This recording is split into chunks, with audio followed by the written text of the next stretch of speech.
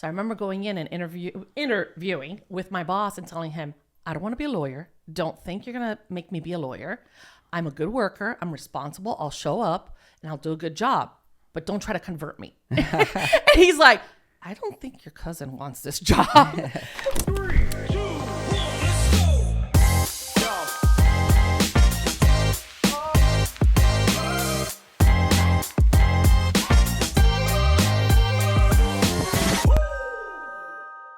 Since you joined the How to Grow the Small Law Firm and everything else you've been doing right now, like what do you say? Like if you were to tell, like if a lawyer were to ask you, or a friend or colleague or whatever, what percentage of, like where do you put your percentages of time? Like law work, marketing, administrative, like would you be able to put a percentage wise as to what you're doing now?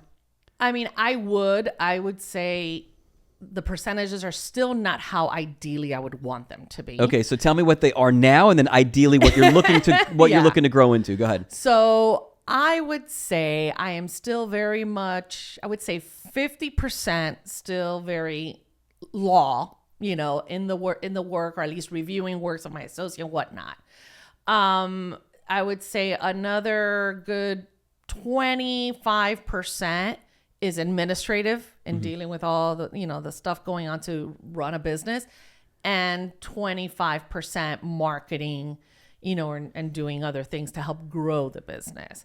I would like the production part of it, the one of, you know, me being involved in the work, to definitely be a lot less, and the marketing and doing things like this and getting out there and the rainmaking to be a little bit more.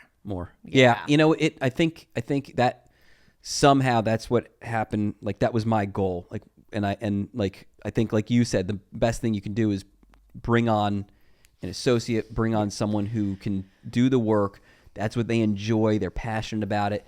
You can train them to basically be you. They're never going to be you. They're never going to have you know, unless you find someone that has that level of experience.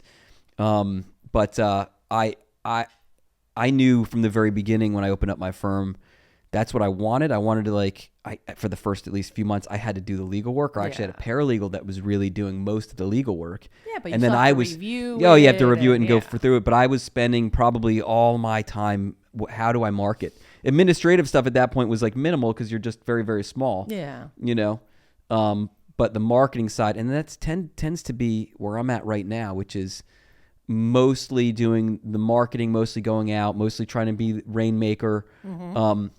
But then also the chief strategist on cases, you know what I mean? Exactly. I have a very good system in place where we have routine meetings where we go through case reviews. We have Friday meetings. We do roundtables where I'm able to be the brain source that if there's any little issues that come up throughout the week, they can ask me, and then it's kind of okay, boom, boom, boom, let's get this done. That's how you're the next step for that particular case. And it tends to work. You know what I mean? It tends to work. Yeah. I have the same similar structure right now. So every Monday is my administrative day. I sit down, I meet with every team member, including marketing, sales, everybody. And then same thing. If during the week there's any issues, for the most part, especially when it comes to our probates. So, any straightforward probate administration for the most part, there's the forms you got to fill. There's the steps you got to take. It's just kind of filing the paperwork, going along with the case, and doing what needs to be done with the court. Now we have probate litigation. So they're obviously my associates, much more involved, drafting motions. I'm reviewing them. So there it's definitely, she's like, well, how about this? We have one now where I'm like, look, I don't want to file an answer. Let's file a motion to dismiss. Let's do this. And it's more of a strategic thing. She's doing the work, but I'm still very involved in reviewing it and in the day to day. So, but definitely, you need that.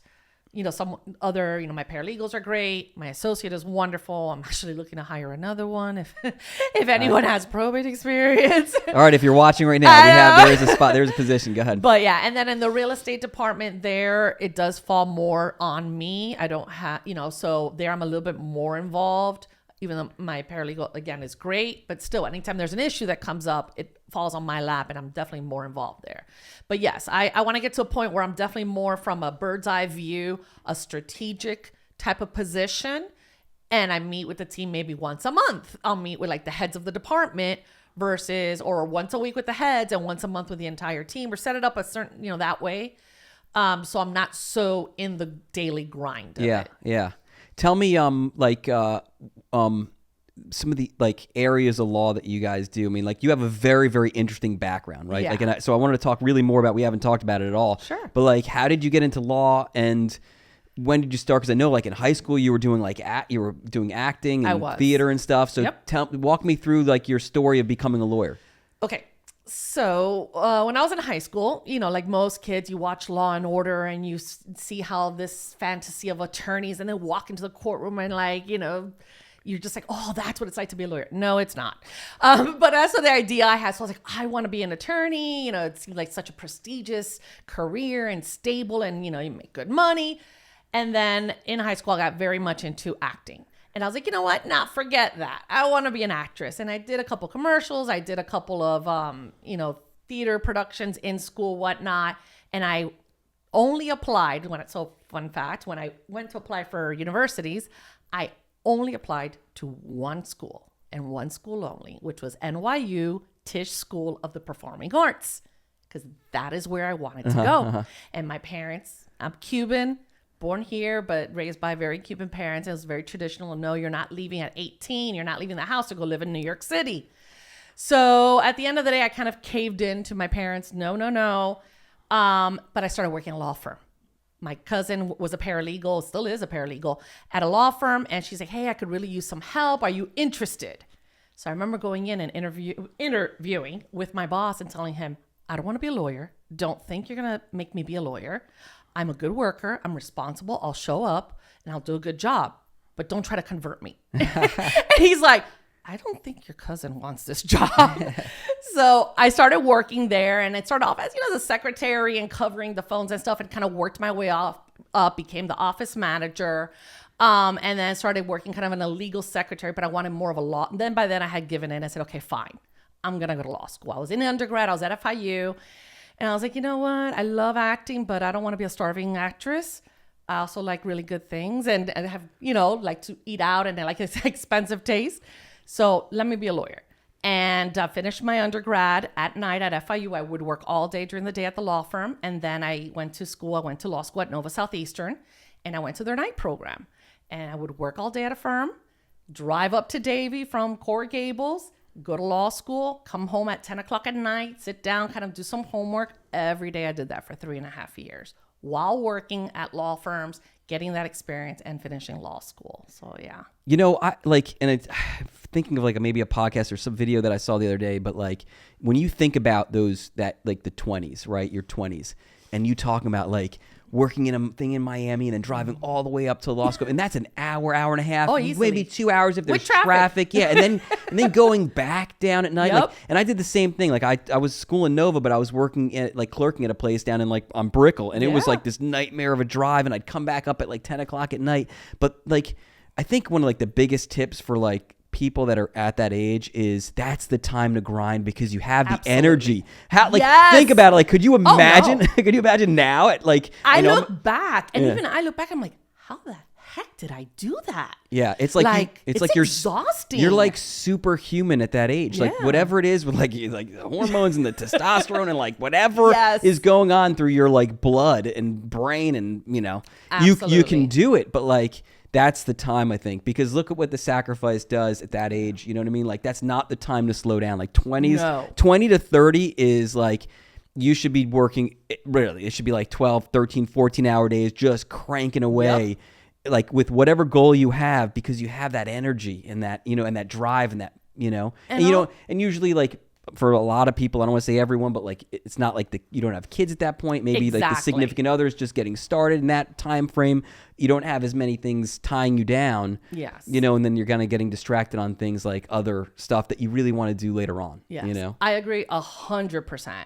And my oldest actually just graduated from FIU Law. And actually caught us as surprise when he told us he wanted to go to law school, because I have 3 kids, and I've never impose that on them. I've never been like, oh, you need to be a lawyer like your mom. No, at all. If they want to, follow in my footsteps, absolutely. 100%. I'll support you. I'll guide you as much as, you let me and whatnot. But I've never forced that on my kids. So when he came to us and he was like, I think I want to go to law school. I was like, oh no. I was like, are you sure? You've seen everything I've gone through. He's like, yeah. So when he graduated from FIU and he passed the bar just now in July, I told him, now's the time. Try to get jobs. Explore. You want to try out family law? Go work at a law firm. You want to do PI? Go. Now's the time for you to test, dip your feet in, get an idea, work at big law if you want to. If you don't like it, great. But now's the time. Because once you do settle down, you do get married, you start to have kids, then it's a lot more difficult because you have responsibilities and you have other people depending on you. You can't just be quitting one job and getting another one, you know? So yeah, I definitely agree with you. I don't know. Now I just had a vision. Now it's time for mom to hire son to take over. I tried. You know? And we have an empty space at the office. We just moved our office and got new space. And I have an empty office. And I'm like, look, this could be yours. It sounds pretty perfect. He's I mean, like, maybe have him train a little bit at another firm, get his feet wet, or I want him step to. in. I want him to go out there, have other people as bosses, get that experience. Because I don't ever want him to feel either that any accolades or anything that he's accomplished is because of mom. It's because, oh, I rode your coattails or anything like that. No, I want him to feel comfortable and be able to stand on his own 2 feet. If he ends up liking and experiencing the type of law we do, and it's something that interests him, 100%. I've told him my door is always open. If you say, hey, I want to try out, probate or estate planning or real estate, by all means, if I have an opportunity, I will make that opportunity for you and you can try it out. But I don't ever want him to feel that pressure. Yeah, of course, yeah. And feel like, oh, well, I can just kind of coast in and be like, oh yeah, well, we joke around. We're like, well, your name's already on the wall. I know it's perfect. It's a perfect setup. I'm like, it's perfect. We when they one call in, Nuñez for another. Yeah, that's funny. It's almost like a dream of mine. Like for my kids, maybe one day, if they went to law school, to come work with me. I mean, I was thinking there's a guy, Alex Alvarez in Miami. I don't know if the Alvarez firm, and he's a great tobacco lawyer and medical malpractice lawyer. He's a good friend, and it was always nice to see like him and his sons, and his son and like his nephew and stuff, and it's like this family kind of thing, and they all they're working late together and they're handling tough cases and they're traveling together. There's like an excitement about that if there's family involved. But then again, it can. It just may like law is a stressful area. So I mean, my kids may not want. One way, and that's how I felt when I brought on my husband. Even though we met working together, one of the first law firms that I worked at, he worked there as well. So we actually met working together 20-something years ago. Yeah. But bringing him back now to a firm that I had created, and it's my firm, is a little different versus working for someone else. But no, it's been great, and in the transition. But I get it, and I told him, like, look, no pressure. And when I was speaking to my oldest, I'm like, no pressure. If you don't want to work, I totally get it.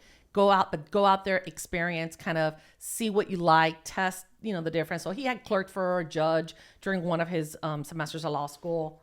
He worked at an immigration law firm during another one. So he's just trying to see what he likes. Yeah.